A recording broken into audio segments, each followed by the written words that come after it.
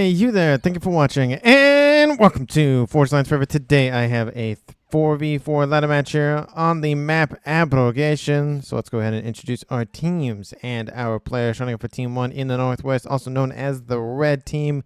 Ending with Team 2, also known as the Blue Team in the Southeast. Starting up for Team 1, Southern player, then going North and then East. We have in orange, the color orange, it is Hannibal. He is a Seraphim for this match. And again, there are no ratings available for me to shout out because they've all been hidden away because this is now the new norm for ladder matches. So I will probably be stuck trying to say their ratings and then remember that they don't have ratings. So again, he is Hannibal in orange, color orange as a Seraphim. To his north, it is Strike. He is an Aeon in Chevy Crimson. In light oak tan in the northwest corner of the map, most likely the Rigoda slot here for Team 1. It is Drimmer as a UEF. And last but not least for Team 1 in Ruby Red is Control K as an Aeon. And again, I would shout out his rating, but again, they are hidden away. It's just, you know, habit kind of thing. So for Team 1 side of the map, they have 2 Aeons, 1 Seraphim, 1 UEF. Team 1 lacks the Cyberin faction. Starting up for Team 2's Northern player, then going south and then west, we have in Amethyst Purple, White Owl. He is a Cyberin for this match. In the south direction, we have in Royal Blue Cheerios as a Cyberin as well. So 2 Cyberins so far here for Team 2. And in the southeastern corner of the map, in the Rigoda slot, we have Limes 3, or Limes for short. He is a Cyberin, the 3rd Cyberin for Team 2 in Tropical Ocean Blue. And last but not least for Team 2, we have in the west the player breaking the mold for the Cyberin side of things. It is Nasimka as a UEF again in Stitch Blue. So for Team 2 side of the map, they don't have Aeon, they don't have Seraphim, but they make up for it with a lot of Cyberins and 1 UEF. Which means for the entirety of this match, there are every faction available, or at least present in this game, except Team 1 lacks the Cyberin faction. Team 2 does not like the Cyberin faction in any degree, but lacks the Aeon and the Seraphim. And of course, the reclaim count here for these A players to swoop up is currently sitting at almost about 7,000 mass. So we'll round it up to about 8. Say it's a little bit under 1,000 mass per player. Not a whole lot, but again, it's definitely better than nothing. And there are a couple of mexes to grab. They mainly exist on the outer edges of the map. There are a couple of mexes in the middle here. Nice little twin mechs for Team 1's Strike to go after, and a couple of twin mexes over there as well for Hannibal. And a couple, again, there's a couple of twin mexes, a couple being actually several twin mex positions, and a nice little tri-mex position here for Control to grab as well. But again, it is a made map, but it's not a map generator map, so the not the meta, but the traditional, what's the word I want to use? I guess it's the meta for the map. I mean, it's very common land with some air, no navy because there's no water. So that's just kind of how the things are going to kick off. And I have casted this map before, so it is not foreign to me, but it has been a while. I think the last time I casted it, I made a joke in the thumbnail about chicken sandwiches or something like that. Anyway, we have in the south, it is Team 1 Hannibal versus Nasimka, and then Limes bringing up the rear. In the middle, we have Strike versus Cheerios. And in the north, it is Control K and Drimmer versus White Owl. And Drimmer already has an engineer upgrade on board that shoulder. So it is in favor of Team 2 in the south, favor of Team 1 in the north, and it is 1v1 in the middle. First com-on-com action has occurred between Hannibal and Nasimka. Nasimka has a slight advantage because he has 500 additional hit points on board that commander because he is a UEF, but besides that, it's not a super big advantage. It's not like a Cyberin versus a UEF where it's a 2,000 hit point advantage. It's just 500 hit points. That's nothing. We do see T2 upgrades are now done for Control K in the north, going for his land, and the gun upgrade in range is done for Strike. Lots of upgrades being started here for Team 1 and Team 2. We do see Nasimka is now done with his T2 land upgrade. Is that land? Yeah, land upgrade as well. Where is it? Oh, starting T2 upgrade. I read that wrong. Never mind. We do see that Hannibal is shifting to the southern edge of the map. I wouldn't be surprised to see Limes head that direction, but he's hiding off in a little bit of, that's not water, my friend. It's all dried up, but he's just wishing that it was some water so he can hide his comm underneath the surface of the waves. Gun speed is done here for Strike, going for the almost Aeon Sniper Commander. He needs the advanced range on board, but he's 2/3 the way there. Team 2 making a comment that there are 2 comms right here for Team 1, and it does look like it's going to be a sandwich, or try to be a sandwich, between the comm of Strike for Team 1 and Hannibal from Team 2. But Hannibal is not here anymore. He's over here to the south, so it would have been a nice little 2v1 against Nasimka. But with the gun speed and ranges on board, Nasimka is going to be outmatched in terms of power, and he's going to be wishing that he was home, hanging out, and just having a nice little cup of Joe or something, just not really worrying about a whole lot. And Strike might just blitz Nasimka down. It would be a nice opportunity to strike an early blow against Team 2. We do see that Limes is retreating. We do see also that Hannibal is pushing a little bit here against his opponent. All the units here from Nasimka moving in to rush the comm, or at least protect the comm. It does look like Nasimka barely got out of range of Strike, and now Strike is retreating to deal with the forces from Cheerios. Cheerios sent everything he had and the kitchen sink in to distract Strike, which was a good opportunity to allow Nasimka to escape. So nice teamwork there between those blue players in the east. Again, things very similar to how the southeast is going, or southwest is going here for Team 1 and Team 2. It's just kind of a nice little mirror here. The middle of the map pretty much is dominated a little bit by Team 1, but Team 2 is a little bit past that middle mark as well. So it's just a kind of a tight game here between these players, and it is really weird to not have the ratings on the side, so I really know who to exactly follow. I know Nasimka is a player to watch out for. Hannibal is a nice player to watch out for as well, but I just can't remember all the other ratings for everyone else off the top of my head, or at least the last time I casted them at least. So, again, I do like that as well, because me as a caster, I'm not focusing on one single player. As sometimes it happens where you like to focus on the higher rated players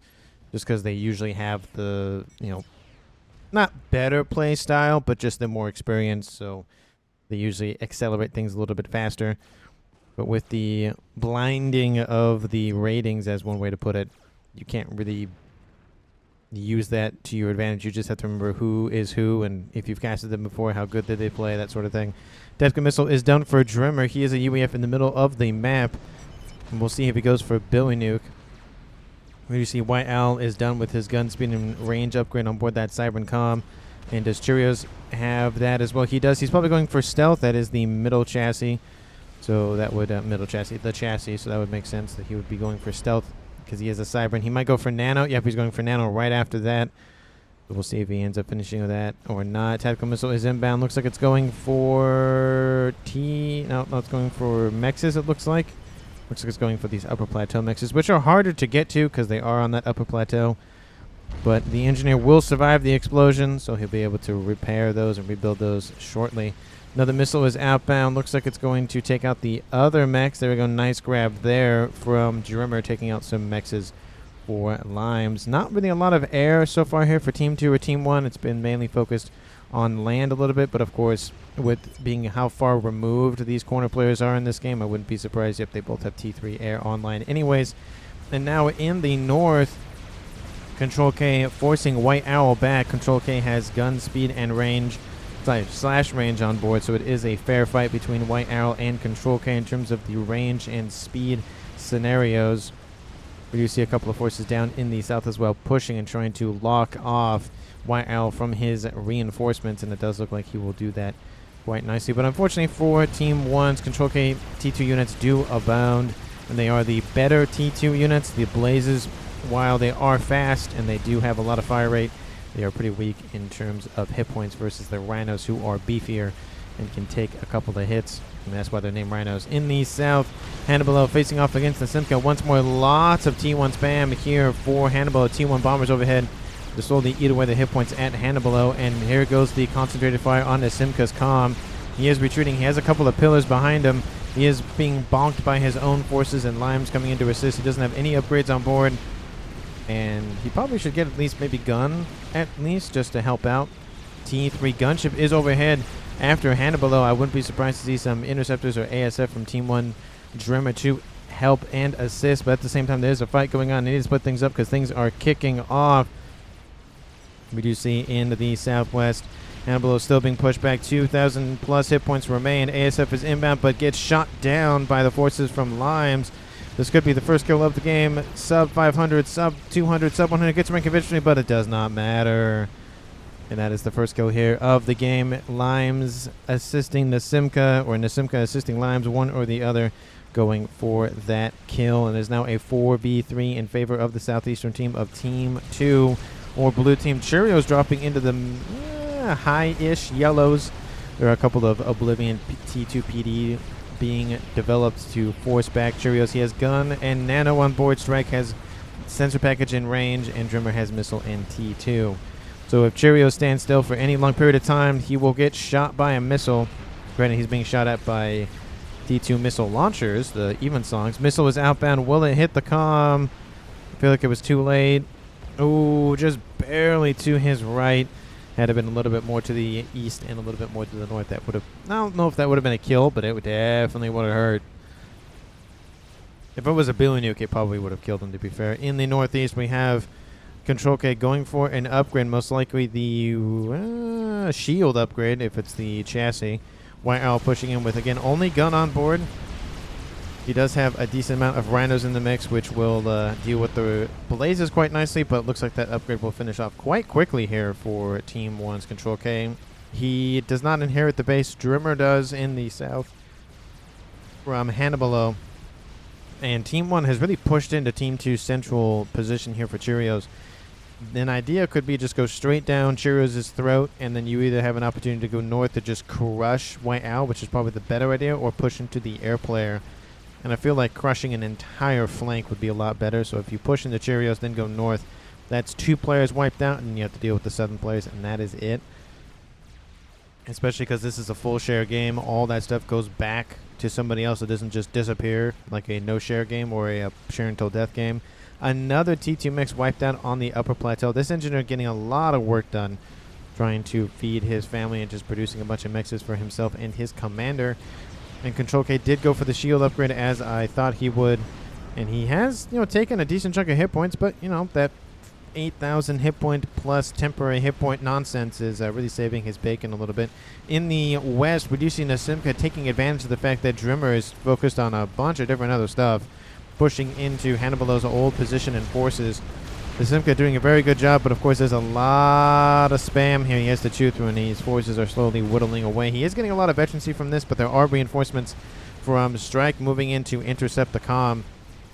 And once they reach the commander, I wouldn't be surprised if the forces turn around and face Nasimka. Nasimka is not looking super good. He's at 3-star veterancy, going after the higher T2 units. He's underneath shield coverage, which most accounts would be fine, but it's enemy shield coverage, which means his shots don't actually go through the shielding. They hit and impact the shielding. And we do see those Ilshis are still online. This one's severely weakened, though, so he's going to have to target that one as soon as he can. We do see some T3 units outbound for Nasimka as well. It is a Titan. It is going to get blitzed down quite fast by these blazes, but it is a nice distraction. And we even see Cheerios coming in with some of his own forces as well. T2 transport lifting Drimmer out of the middle into the south. Looks like he's going to focus down here and make it a 1v1, 1v1 to 1v1 with the Rigorder subplayer of Team 2's Limes holding out next to a couple of mexes. We do see those blazes are finally dealing with the rest of those forces from Cheerios. Cheerios has a T3 brick online. Almost said blaze, but brick online. A lot of spam outbound here from the west. And we do see more and more Titans running around for Nasimka. I wouldn't be surprised if he transitions to T3 Perseus here shortly. Yep.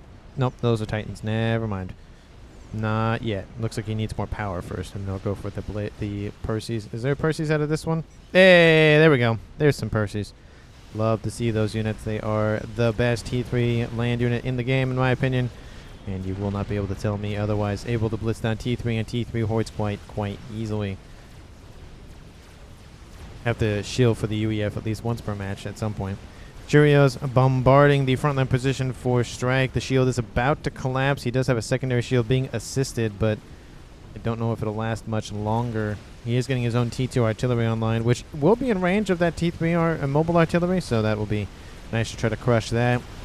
We do see Nasimka still trying to make it back. He does have some parashields nearby, and I don't think he's trying to retreat. I think he's trying to hold position and keep the pressure on. Lots of Titans moving around. The rapid response units of the Titans very, very useful for dealing with, well, a bunch of other fast-moving units, but also blitzing past your opponent. We do see those forces for Drimmer have to shift westward to deal with that. He has gun, missile, and T2 on board. Huey's UEF facing off against the Simca's 3-star max, 3-bedded comm with nano and gun. So sitting at 68 hit points a second regen on board that commander. And he's shooting a little bit uphill, so he's kind of struggling being able to hit those forces, which is kind of hard to tell in this, overhead view. You really have to zoom in. Oh, that is not, there we go. That is not the button I wanted to press. There we go. Just to really get a little bit further back to shoot upward at that angle. Nice little overcharge, kills off a couple of units there. Of course, 1,000 of anything will kill anything. Spy planes over top are giving Team 1 a nice little view. Team 2 as well. No big ticket items. It's only 20 minutes on the clock. I don't expect to see those kind of items now. It would be really a rush for something. But maybe, inklings of a nuke or, bigger ticket items like a Scathis or something maybe started. I don't know. Bricks helping Cheerios crush the front line. T2 artillery was online. I say was because very shortly it will no longer be online. And there it goes. Cheerios continuing to pressure Team 1. Team 1 has been pushed back severely in the south. And in the north, they're doing a good job of, again, countering that as well.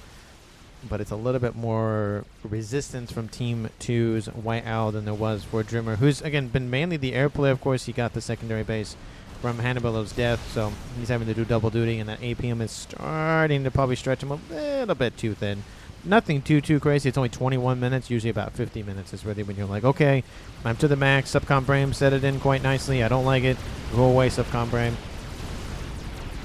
We do see Control K continuing to push. He does have... No, he has gone for the advanced range upgrade, and that overcharge from White Owl taking out his additional shielding and a nice little Harbinger. We do see some strap bombers overhead. Did that strike his own teammate? That was probably by accident, but it looked like it was going for a target that White Owl already killed, and it just struck right next to him. Strap bomber is inbound. Looks like it's going for the comm this time, and will take out the shielding for Control K. Bricks barely able to shoot at Control K's comm.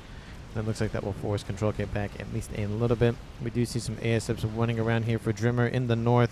And in the middle, again, the Bricks and Rhinos coming up against Strike's more fortified position. But, a bunch of stuff from Team 2 could easily run over that position. Or just ignore it and go north and draw out Strike's commander. Again, he has range and sensor package, so he sees a lot in the middle of the map. That's the range at which he can see. But, it's kind of a little more difficult to deal with forces when you can't shoot your gun as fast as your opponents can.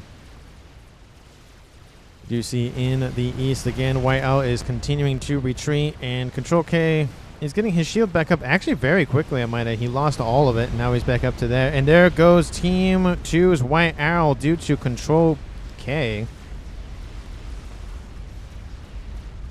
What? I mean, Control K is like, what the heck happened? I don't... Did White Owl try to Control K beneath the ASF? Is that what tried to happen?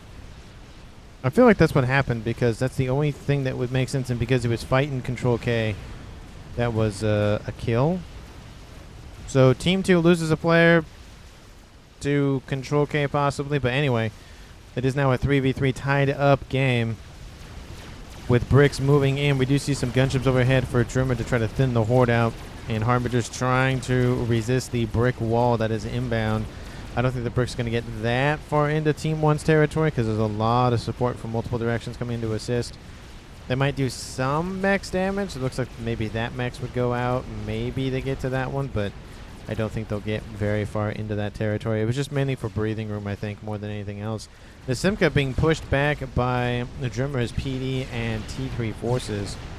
And maybe he's just retreating just that way he doesn't get sniped is probably what it really is. Team 2, in terms of mass income, sitting at 600 plus. Team 1 at 400 plus. So it's about a 200 mass advantage for Team 2. That's a lot of mass to be behind, especially in a ladder match at 24 minutes. Let me know down in the comments who you think is going to currently win this game. Of course, if you haven't done so already, please like the video and subscribe to the channel. And as always, thank you so very much for watching. And of course, I encourage you to watch to the end, because why not? You've already watched this far in anyways. Because why not? We do see that, of course, Team 1 has lost. Hannibal was the first kill of the game, and White Owl mysteriously, possibly not mysteriously, Control K / died to Control K. Even Control K was confused, so that makes me think it was a Control K to take out the ASF. I mean, that is a good... I mean, it is a possible idea. Is it the best idea? But it can work in certain instances, but it doesn't always work. We do see in the South Strike going for his advanced range upgrade on board, just to be able to fight a little bit more outside of everybody else's range, or at least most units' range. And it looks like some comments about... I don't know what's going on between Limes and Cheerios, but talking about something. We do see forces going around the southern bend here for Nasimka, and Nasimka's going northward. He doesn't have sniper bots like Team 1 does, but of course he has those spearheads, which are very, very annoying to deal with. They pump out a lot of missiles, and you have to have multiple Team Ds to deal with them.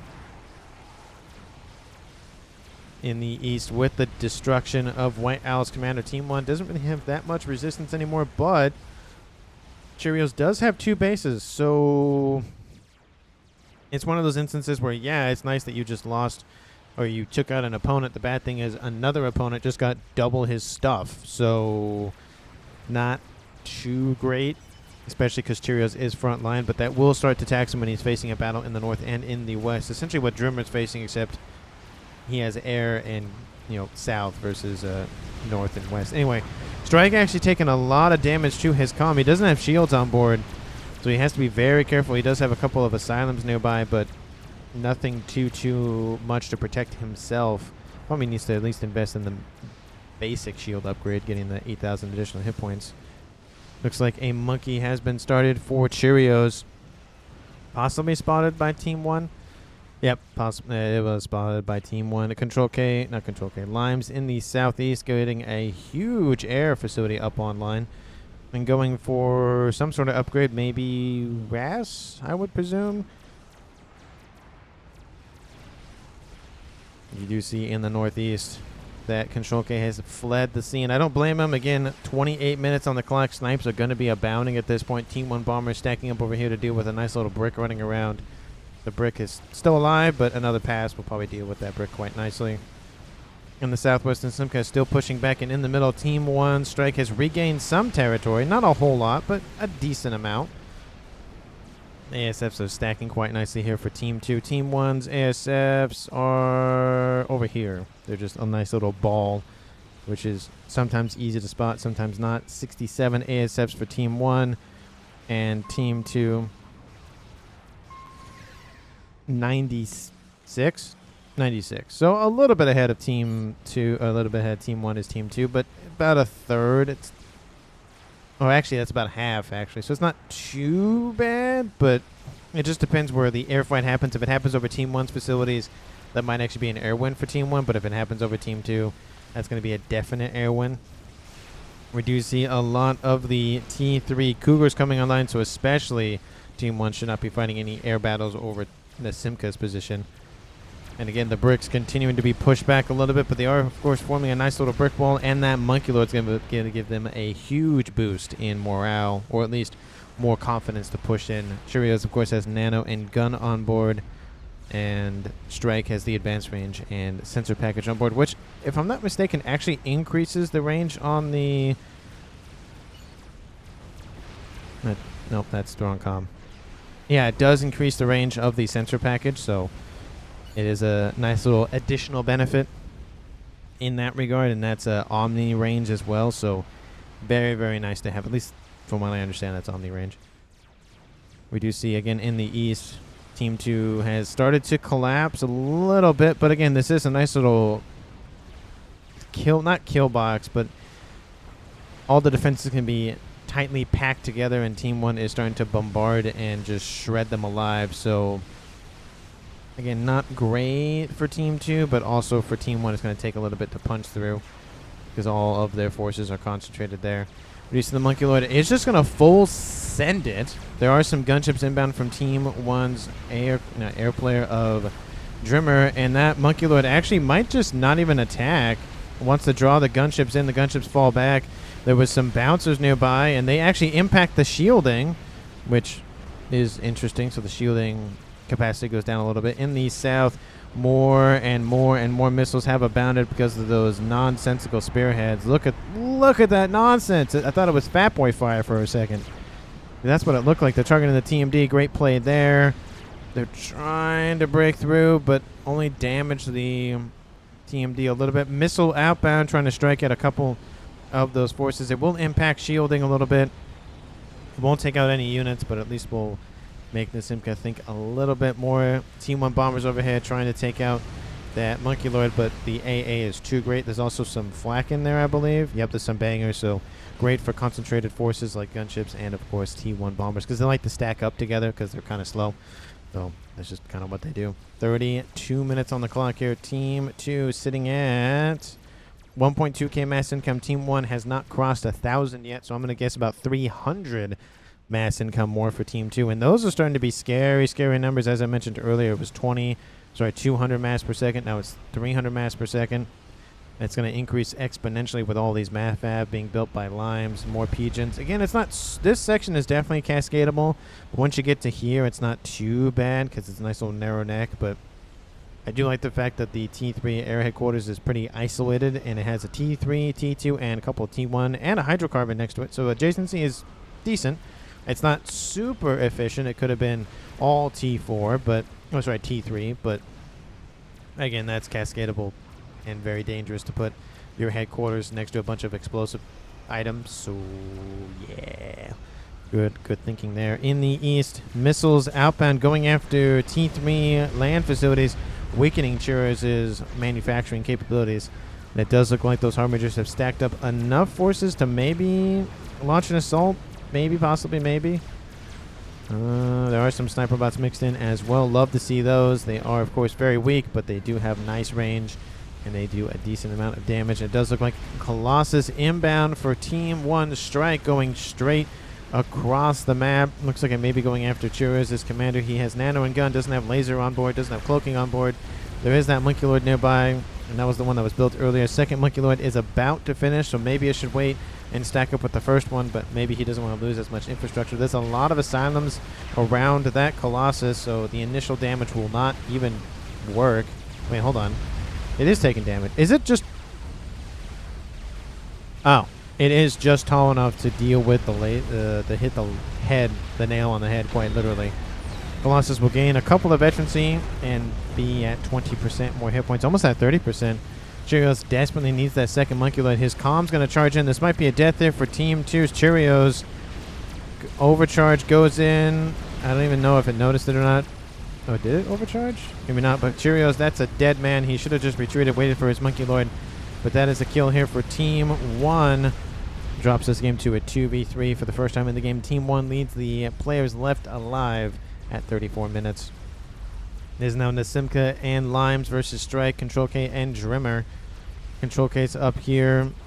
Strike is down here. Same with Drimmer. So 2 players for Team 1 on the front line, and 2 players, the remaining players on Team 2 in the back.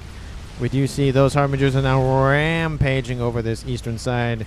The Monkey Lord might not actually intercept that Colossus. Colossus now at 3-star veterancy, sitting at 62,000 hit points. The Monkey Lord only has 45,000, so just by hit points alone, Team 2 is outmatched. Trying to build a Monkey Lord very, very quickly, but I don't think it's going to go anywhere. Gunships are inbound to just slowly eat away the hit points. Maybe that'll work, maybe it won't work. T2 Pigeons are going to go down. T2 Mass Fabs are going down. Same with T3 Mexes. It's just a not great day here for Team 2's Eastern Front. Whalers, of course, dealing with a couple of nice little air scouts over top because of their AA weapons on board.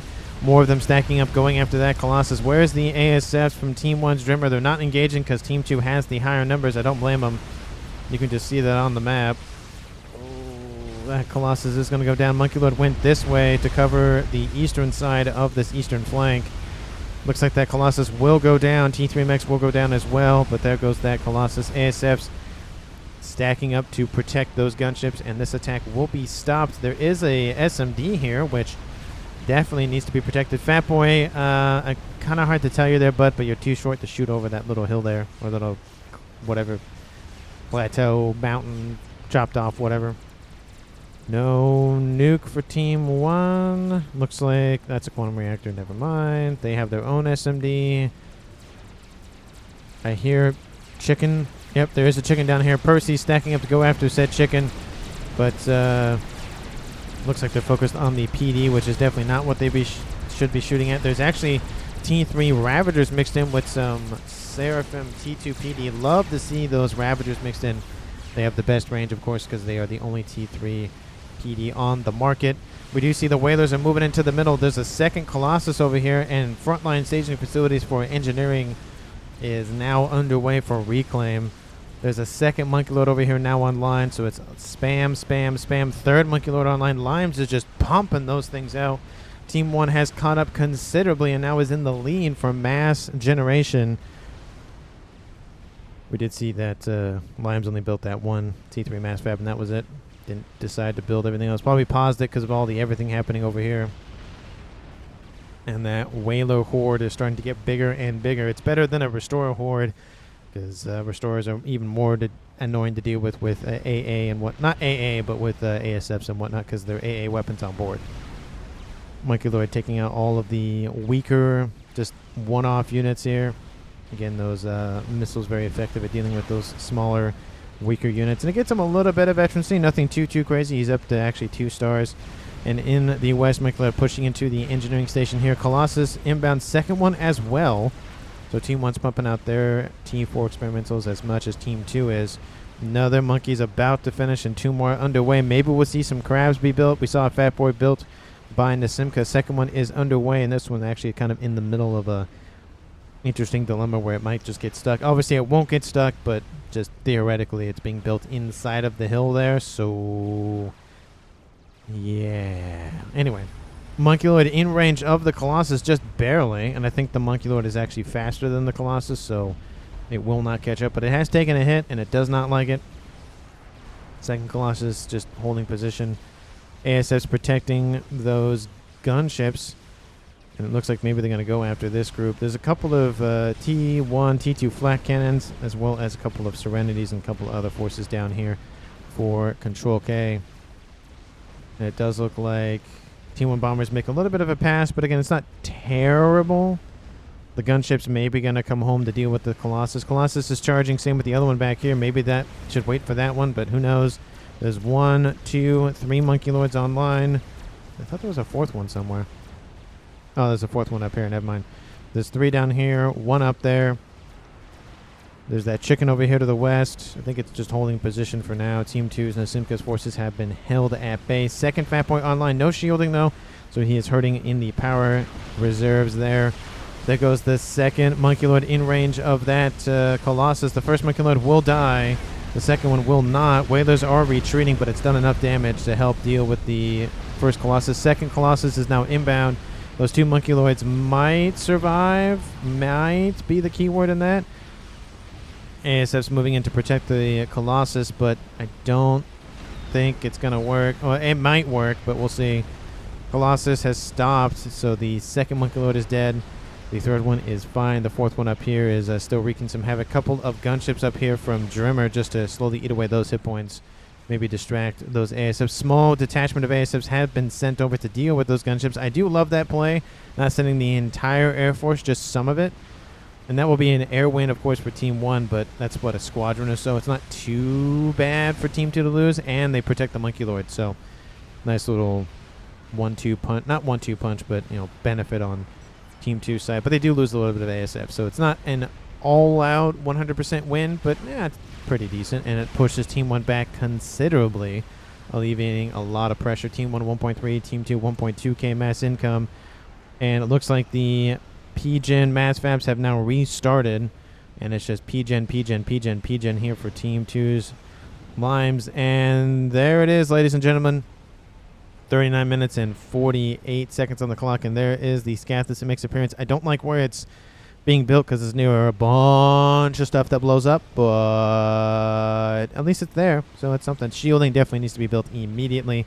Crab spam now online here for Limes, trying to defend the eastern and middle flank on the Simcoe deals with the southern flank over here. Fat Boy is online. 2 of them, of course, And now the frontline position for Drimmer is slowly being eaten away. 40 minutes on the clock.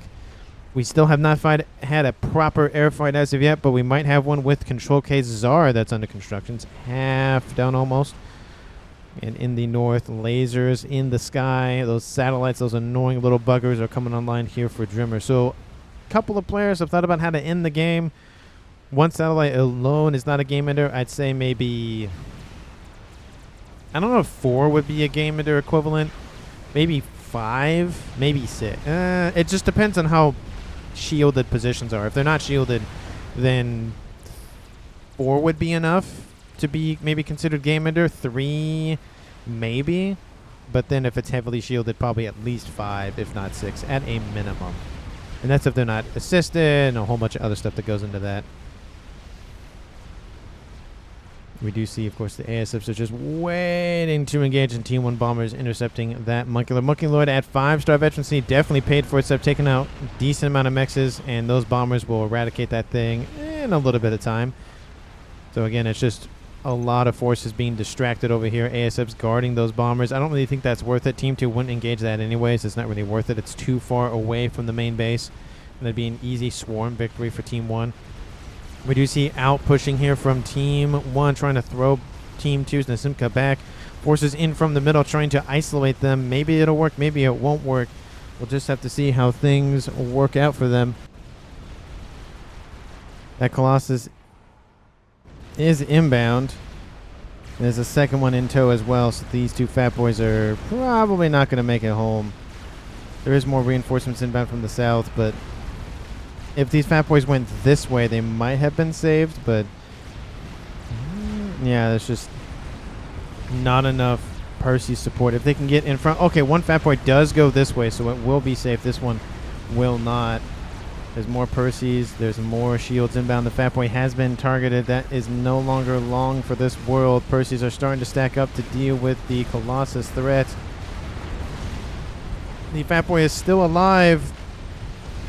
Oh, there goes that concentrated Percy fire. There it goes. Second fat boy is completely out of danger and is now targeting the second Colossus. Gunships inbound from Whaler to assist. And there's a lot of ASFs coming in to maybe go after the ASFs for Team 1. There's a lot of them for Limes. Man, he has over 300 ASFs. That is an absolute metric ton. That Scathus is now a little bit under 50% done. Nuke Silo is done for strike. He has to load that thing, of course. I don't know where it's actually going to get fired, but he does have a nice little Czar online that could be the target of Team 2's ASFs. Chicken is pushing in, and I feel like the chicken should have pushed in when the Colossus pushed in. But the fat boy maybe will get out of... maybe. Maybe. It's going to be close.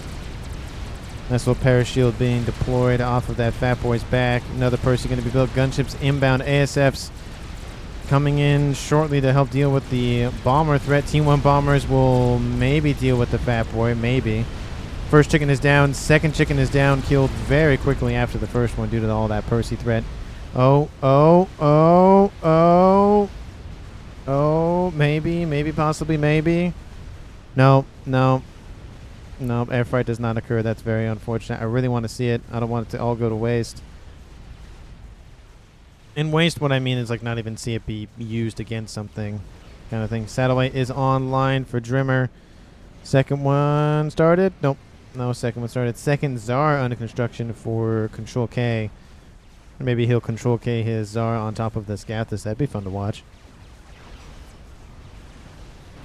And we see a crab with 2 monkeys to the east. Team 1 bomber sitting out the engineering horde over here.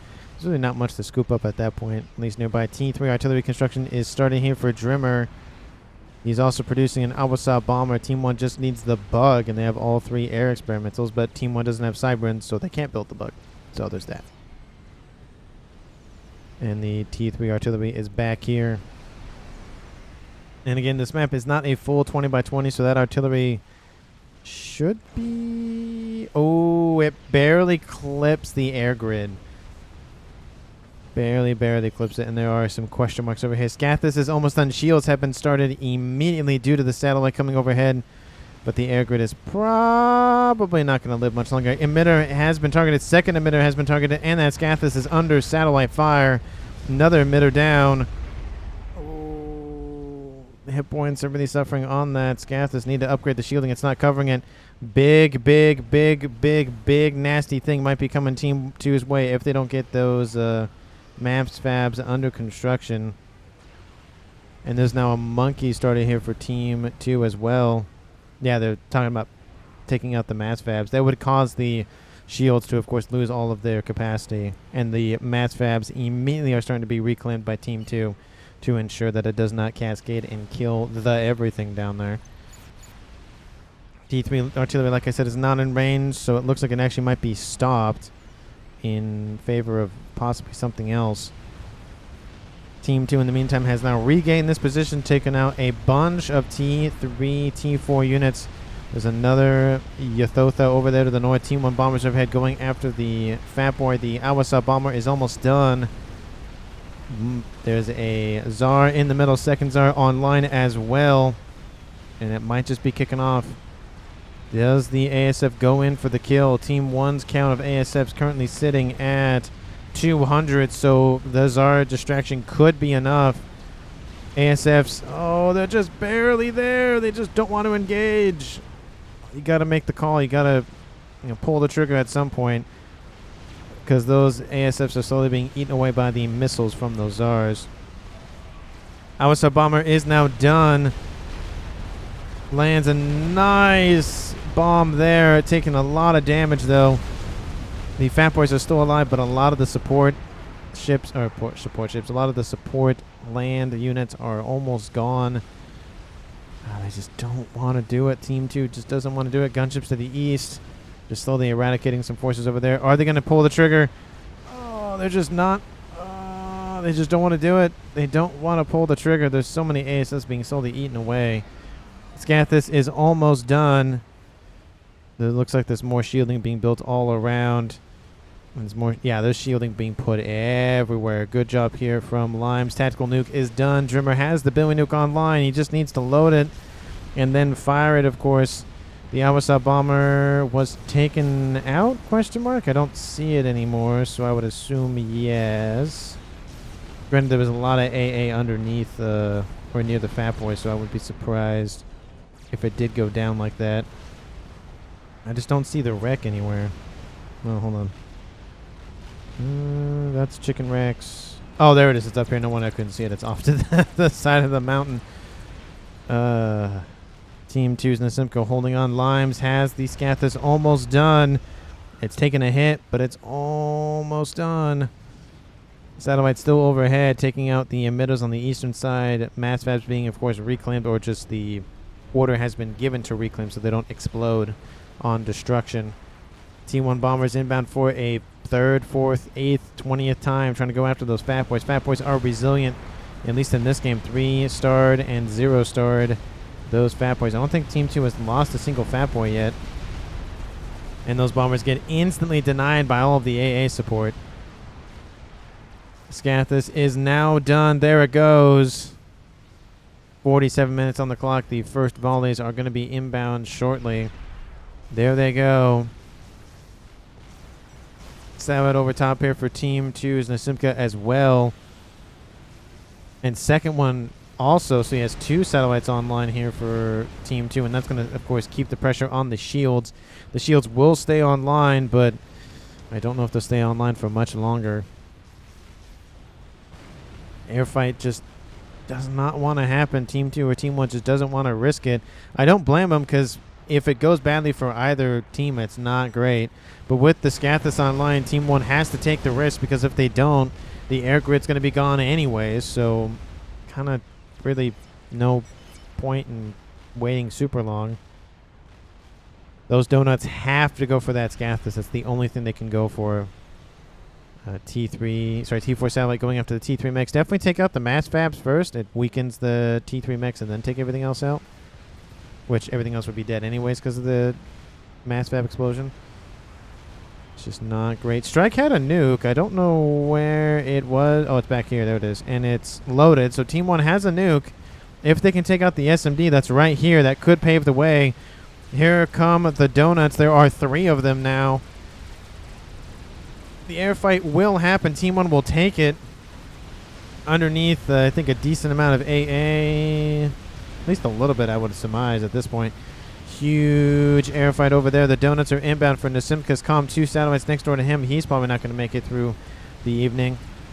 Ooh, not great. Starting T3 artillery says Control K. Billy Nuke outbound. ASFs win the fight for Team 1. Nasimka is being destroyed by the satellites, by the donuts. The donuts are all alive.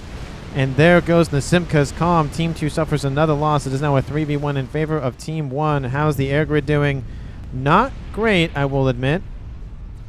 And it looks like the satellites actually somehow still alive for now, but actually they are still alive. Look at that. The main focus is going to be Lime's commander. He's building AA as quickly as possible. Needs to get under more and more shield coverage. Get away from that Scathus. And those donuts might just Control K on top of the comm and kill it. There goes one. It's going to land right on top of the comm. Oh, there goes some shielding. Limes, that is a kill here for Team 1. The donuts have won the game here at 49 minutes. Team 2 had a Scathus. They had a couple of satellites, but it was just not enough.